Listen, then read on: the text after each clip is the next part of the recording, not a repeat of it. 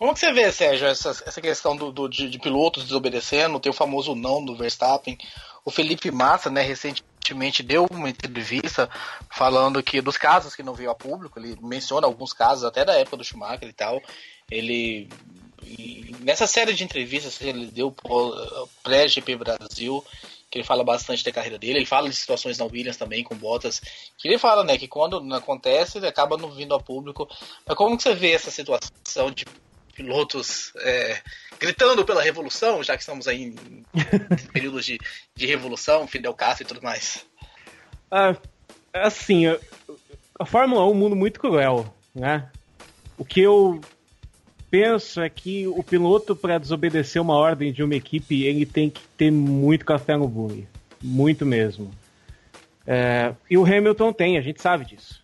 Então, não foi a primeira vez que o Hamilton desobedeceu a Mercedes. A Hungria, em 2015, se eu não me engano, foi uma corrida que pediram para o Rosberg passar. Uma frase que não saiu da minha cabeça, ele falando: se o Nico tá rápido, ele que me passe. Eu acho isso muito curioso, mas o cara tem que ter café no bung. Não acredito que se o Felipe Massa peitasse a Ferrari por causa do Alonso, o Felipe ia conseguir manter o Fernando atrás, nem o Barrichello e nem o Rosberg. Eu tenho escutado muita gente falar que o Rosberg tem sido covarde, e eu acho um ponto de vista bem radical, assim, porque estamos aqui. Em primeiro lugar, o Rosberg ele não tem mão para brigar de frente pro Hamilton, e ele sabe disso. Ele não é bobo. Ele sabe que o Hamilton é mais rápido. Inclusive, ele falou isso na coletiva de imprensa, quando deixaram ele sozinho para comentar o título mundial dele. Ele falou assim, abre aspas: cara, parece que eu tô correndo contra o Lewis uma vida inteira. No kart ele era mais rápido, nas outras categorias ele era um pouco mais rápido do que eu, na Fórmula 1 ele sempre foi mais rápido do que eu, e conseguir vencê-lo é algo muito importante para mim, porque o Hamilton é um dos maiores pilotos da história da Fórmula 1. Fecha aspas. Ele sabe que ele não consegue brigar de frente com o Hamilton. E muito provavelmente aquele nervoso que ele transparecia durante todo o final de semana era por causa disso, de pensar, cara, se eu perder isso daqui, vai ser muito difícil eu conseguir de novo, porque foi uma tempestade perfeita, o Lewis quebrou pra caramba, às vezes em que o Lewis largou mal, eu larguei bem, às vezes em que alguém me obliterou, como o Vettel fez com ele, na temporada no Bahrein, né, se eu não me engano, agora eu esqueci a corrida qual foi, ele conseguiu voltar e recuperar, então foi uma tempestade perfeita para o Rosberg e ele conseguiu capitalizar acima disso. Ele não foi covarde, ele foi muito inteligente, jogou com o que ele tinha, com o regulamento embaixo do braço, não vejo nenhum demérito nisso, e principalmente reconheceu o seu lugar. Eu acho que a mãe da arrogância é quando você não consegue entender qual é o seu lugar no mundo. E o Rosberg, ele conseguiu entender que ele não é mais rápido do que o Hamilton. E isso também não é algo ruim. Isso, na verdade, deve mostrar uma grande sabedoria do Rosberg. Então, se ele brigasse, ele não precisava ir para cima do Rosberg, do Hamilton em nenhum momento para ganhar o campeonato, ele sabia disso. Fez o café com pão ali, a mesma coisa que foi em 2004, né? 2004 não, perdão, em 2006, porque o Alonso, a Renault deu uma decaída danada naquele ano, né? E o Alonso estava sempre no pódio, o Schumacher ganhava, o Alonso sempre no pódio, o Alonso sempre no pódio. Eu lembro muito do Galvão Bueno falando isso. É o cara saber usar o campeonato em relação a ele, coisa que, por exemplo, outros pilotos não conseguiram. A gente até falou isso no podcast F1 Brasil de ontem. O Mark Webber não conseguiu, o Barrichello não conseguiu, o Coulter não conseguiu, o Irvine é o maior exemplo, não conseguiu entregar quando foi pedido, e o Rosberg fez isso. Covarde eu acho uma palavra muito forte para denotar o Rosberg nesse momento, mas a sua pergunta qual foi, né? O que você acha disso do piloto não aceitar uma ordem de equipe? O cara tem que ter café no bolo, se ele não tiver, fica feio. Eu vou aproveitar o comentário do Sérgio, até porque eu mencionei e tenho mencionado a palavra covarde em alguns programas. Nos últimos 2 programas, com certeza foi mencionado. Eu uso essa palavra e faço também a ponderação, Sérgio, que essa atitude dele não desmerece em nada tudo que ele fez ao longo do ano. Eu acho que o Rosberg, no final das contas, ele vai merecer o título porque ele foi o melhor piloto e teve também uma sorte, vamos dizer assim, de campeão, no que o Hamilton, aquele Hamilton, por exemplo, de 2014, teve e mostrou ali que, além de um piloto rápido, era também um piloto que tinha aquela fagulha de campeão. Isso, para mim, tá claro, não desmerece em nada a postura do Rosberg nas últimas corridas. É como as pessoas aqui no chat, aliás, já agradecendo a todos que estão participando aqui no ao vivo, é como as pessoas no chat têm falado, no final, valeu a pena essa atitude, mas aí a gente vai estar só analisando resultado. A gente aqui no Café com Velocidade, a gente também analisa momento, analisa situações, e é disso que eu me preocupo um pouco. É disso que eu me preocupo. O Fábio Campos não se compromete em dizer covarde, mas nas suas críticas ele também relembra que essa posição do Rosberg deixa e atrapalha um pouco aquele que quer ver disputa na pista. Porque é uma atitude mais passiva, uma atitude de um piloto que está se resguardando mais. Não é aquilo que agrada aquele que vai para ver o espetáculo, né? Então, assim, o meu ponto de vista, e até se o Sérgio quiser completar, fique à vontade, é exatamente as últimas corridas, é essa condição que ele, Rosberg, teve a partir da Malásia, a partir daquele infortúnio do Hamilton, e que ele conseguiu tirar esse proveito. E aproveitando, Sérgio, você usou café no bullying, usou café em outra situação. Eu acho que você tá no clima do programa. Continue assim. Tá batendo aquele cachinho, né? Tá falando da marca registrada. É bem isso, eu entendo quando as pessoas falam isso. É realmente um pouco decepcionante. Muita gente fala, né? E se fosse o Alonso ali no lugar do Rosberg, aí a gente ia ter uma parada bem tensa. Aí o Toto Wolff ia perder os cabelos que ele tem, ia ficar com muito cabelo branco, igual o Obama quando saiu da presidência dos Estados Unidos.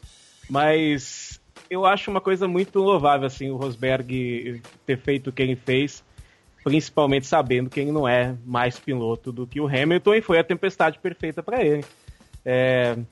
Não acredito, o Martin Brundle lá da Sky Sports disse que, olha, talvez o Rosberg o ano que vem volte mais completo ainda. Eu não acho, não. Acho que o Hamilton vai continuar andando na frente. E caso não aconteçam problemas com esses carros novos do ano que vem. Mas é uma tempestade perfeita. E quantas vezes nas nossas vidas nós tivemos momentos importantes e não agarramos, né? Rosberg agarrou e tá de parabéns. É isso, o Sérgio tocou num ponto, né, Raposo e colegas, que eu acho que é importante a gente frisar, né, que é o quanto é legal, por mais que a equipe tenha suas qualidades e defeitos, suas atitudes erradíssimas e muito corretas em vários casos diferentes, o quanto é de se saborear o que está acontecendo na Mercedes acima de tudo, né? Essa questão da polarização, que o Raposo abriu o programa falando, ela é, na minha opinião, acima de tudo, uma perda de oportunidade. Porque a Mercedes está fazendo o que muitas equipes se recusaram a fazer. Algumas delas até hoje. Em questão, inclusive, por contrato.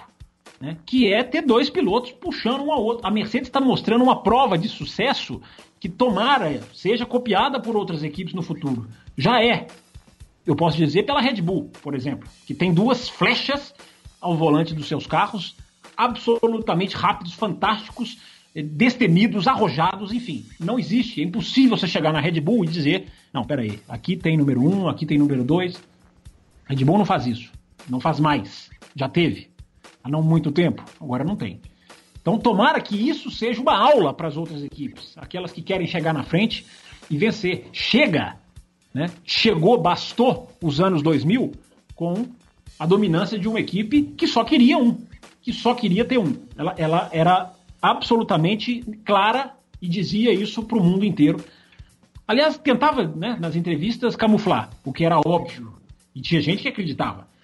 Mas uma equipe que passou uma década, praticamente, correndo para um. Não, nós vamos correr com um. Para que nós vamos correr com 2 pilotos? Para quê? A gente monta 2 carros, mas a gente quer trabalhar só para um. Né? Para quê? Para que um piloto disputando roda com o outro? Né? Para quê? Isso para nós não é importante. Né? E o mundo perdeu uma década. O mundo do automobilismo viu uma década ser jogada fora, nas mãos da Ferrari, do senhor Ross Brown e do senhor Jean Todt, hoje supremo presidente da FIA, que eu faço sempre questão de lembrar aqui, né, desde uns programas atrás. É a rainha da Inglaterra, porque ninguém o critica. Pode tudo, desfila pelas pistas do mundo e é supremo. Eu não vejo nada de crítica ao Jean Todt. Nada. Pode acontecer o problema que for na Fórmula 1, o Jean Todt é a rainha da Inglaterra. Ele passa supremo acima de tudo. Eu não entendo. Nesse cantinho aqui, não vai passar. Por mais irrelevante que seja esse microfone. Desse microfone aqui não vai passar ileso, não vai mesmo. Porque tem muita culpa no cartório dos problemas que ainda existem na Fórmula 1. Mas eu dizia, do lado bom, que é a questão da Mercedes, que é a questão dos 2 pilotos, que é a questão de um puxar o outro. O que esses 2 pilotos... Não existe um final de semana, eu arrisco a dizer, não existiu nos últimos 3 anos, um final de semana, talvez tenha existido um que já chegou com o piloto, vai trocar motor, como na Bélgica esse ano, né, vai largar em último, talvez, nessas situações. Mas em situações normais, de temperatura e pressão, para usar um outro clichê horroroso, não existiu um final de semana em que esses 2 chegaram na pista tranquilos, no sentido de que não, eu vou acelerar ali o que der, eu vou fazer o básico, talvez o Rosberg agora, alguns podem acusar, eu não acho, eu vou na linha do Sérgio, eu acho que ali eu vou pedir desculpa, mas vou repetir pelo 3º programa seguido a alusão do boxeador nas cordas. Tá?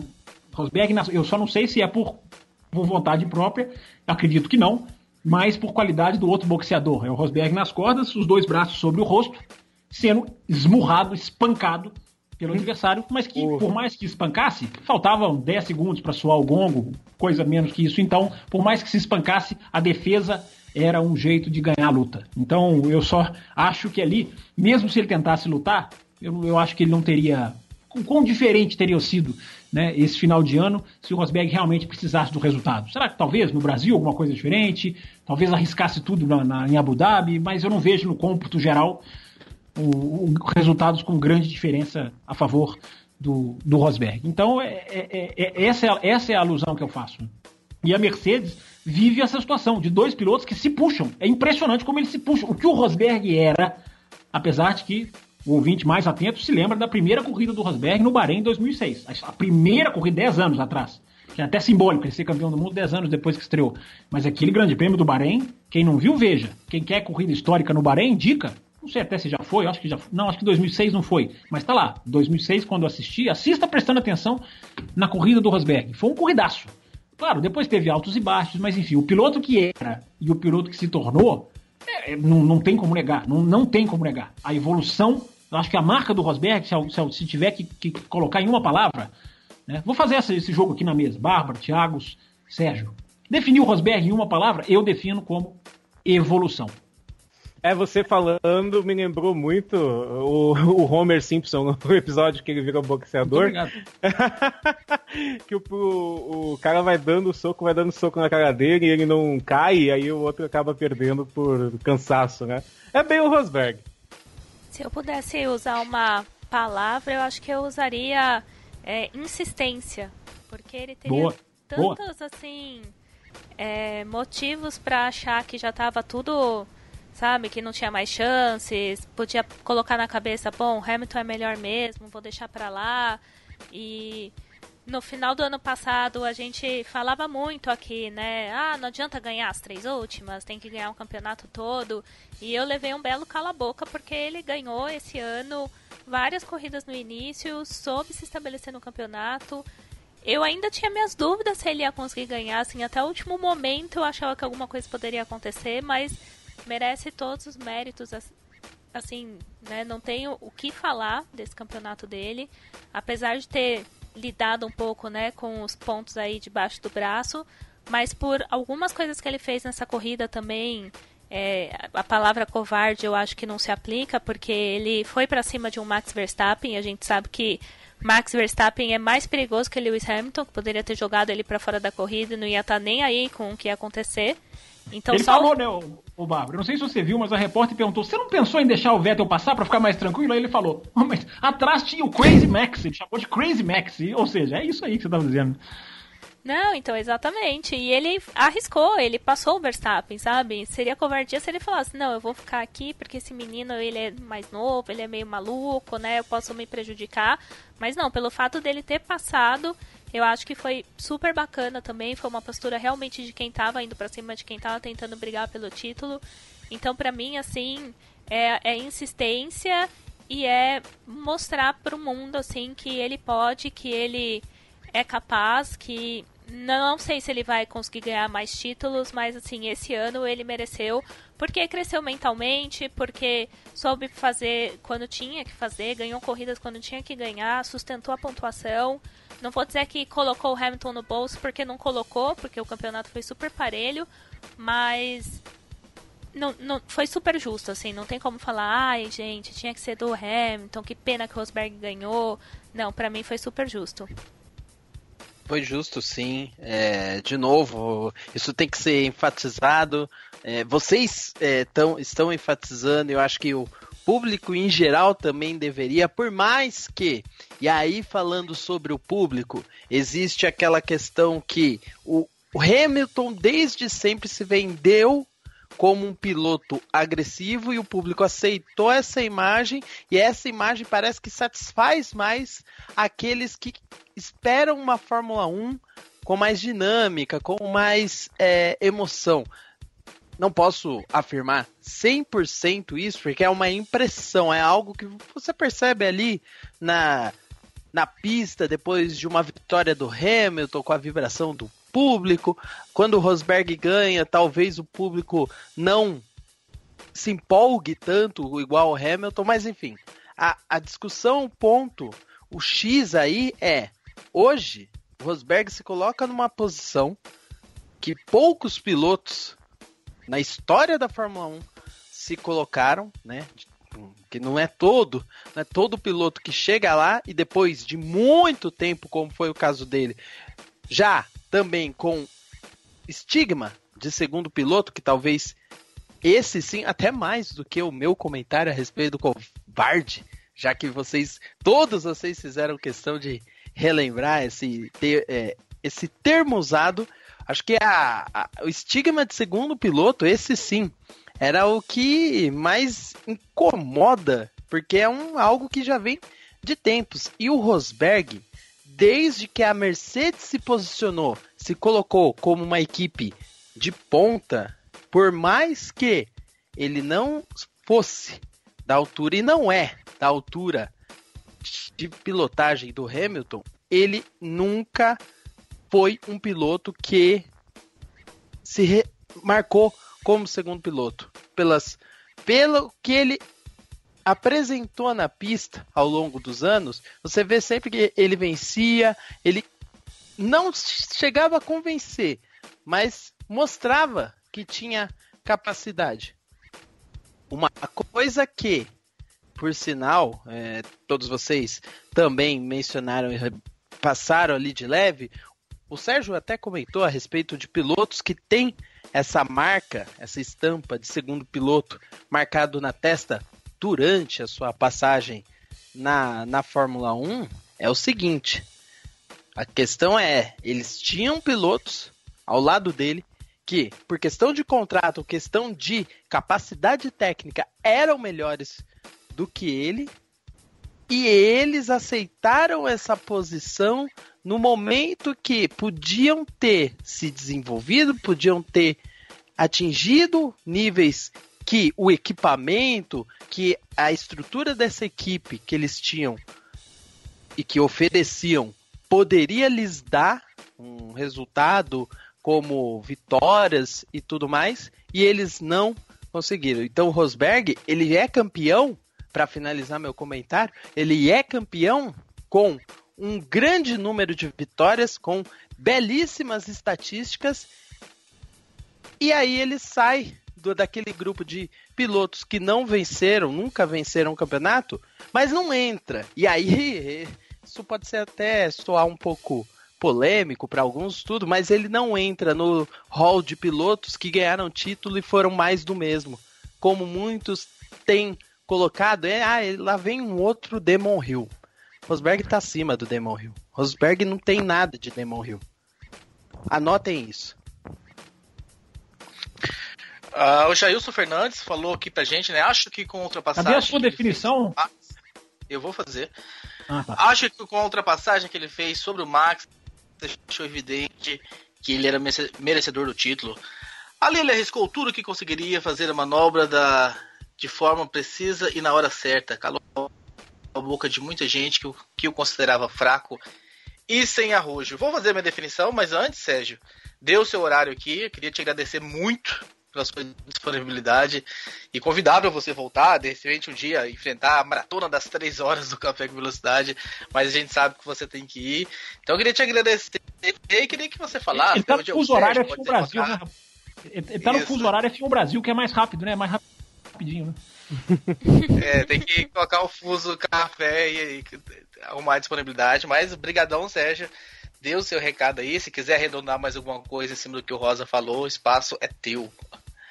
Gratidão, galera, muito obrigado por ter me convidado, muito obrigado também para todo mundo que está ouvindo, um grande abraço para todos vocês. Eu sempre fico muito feliz quando todos os projetos que falam de Fórmula 1 no Brasil, que de vez em quando parece que a gente está sozinho num mundo de gente que gosta de futebol e outras coisas. Eu acho sempre muito interessante e muito legal. Sempre fico muito feliz de poder conversar sobre Fórmula 1 com todo mundo. E, assim, para terminar minha participação, o que o futuro vai falar do Rosberg, né? A gente vai ter que esperar o futuro chegar para ver. Eu realmente acredito que o Rosberg ele não é um piloto para bater de frente com o Hamilton, isso é uma verdade, mas ao mesmo tempo ele não é um segundo piloto, como foi o Coulthard, como foi outros pilotos que a gente conhece no mundo da Fórmula 1. Então, nesse mundo de pessoas polarizadas e tudo mais, né, vale muito a pena a gente prestar muito mais atenção em como a corrida se desenvolve, deixar um pouco mais a emoção de lado e ver as corridas de uma forma mais neutra. Você sempre vai aprender muito mais e isso é bem importante para todo mundo. E não caiu a ficha, com certeza não caiu para o Rosberg e não cai para a gente também. Já imaginou que daqui a... Agora mesmo você pode abrir o Wikipedia, pode abrir qualquer dado sobre a Fórmula 1 na internet, a gente vai ver que o nome do Rosberg vai estar lá como campeão em 2016. Eu acho que demora um pouco para a gente entender o que aconteceu no domingo passado. E é sempre muito bom ver um campeão novo, né? Eu acho que isso renova um pouco a visão da Fórmula 1 e tudo mais. E uma coisa que eu gostei muito do Rosberg foi aquele vídeo que ele fez no Facebook em homenagem para os pais dele. Aquilo foi sensacional, foi de cair a lágrima, porque antes de um piloto, ele é uma pessoa, ele é um filho. Então é bem gostoso ver alguém que é uma pessoa boa, que é uma pessoa do bem, que tem amizade com praticamente todo mundo na Fórmula 1, conseguir um título tão importante. Eu sempre fico muito feliz com isso. E galera, muito obrigado, um excelente resto de programa para vocês. Aliás, resto não, né? Continuidade de programa, eu que saio aqui. Abração. Abração, Sérgio, valeu e qualquer dia será requisitado novamente. Abraço. Abraço. Muito obrigada. E ele deixa, né? Ele sai, mas deixa o assunto, né, aqui na manga pra gente conseguir comentar. E realmente esse vídeo do Rosberg foi muito legal que ele fez, que ele agradeceu aos pais e que ele falou obrigado, né? Sem vocês eu não conseguiria. E foi muito legal também ver esse lado do Rosberg, assim, que eu acho que a gente não tem, às vezes, muito acesso, porque ele é mais discreto. Então, acho que é bacana, sabe, ver ele comemorando com a família, com a esposa, indo pra balada, comemorando com a galera na balada, sabe? É um lado, assim, que parecia que faltava um pouco disso pro Rosberg, da gente também ter esse outro lado, essa outra visão. Eu sei que, às vezes, pode não importar muito, mas eu acho legal a gente ter, assim, querendo ou não, mesmo de tão longe, um pouco de aproximação com os pilotos. Então, essas homenagens e essas coisas especiais aí que ele soltou ao longo, né, de ontem até hoje nas mídias sociais foram bem legais de acompanhar.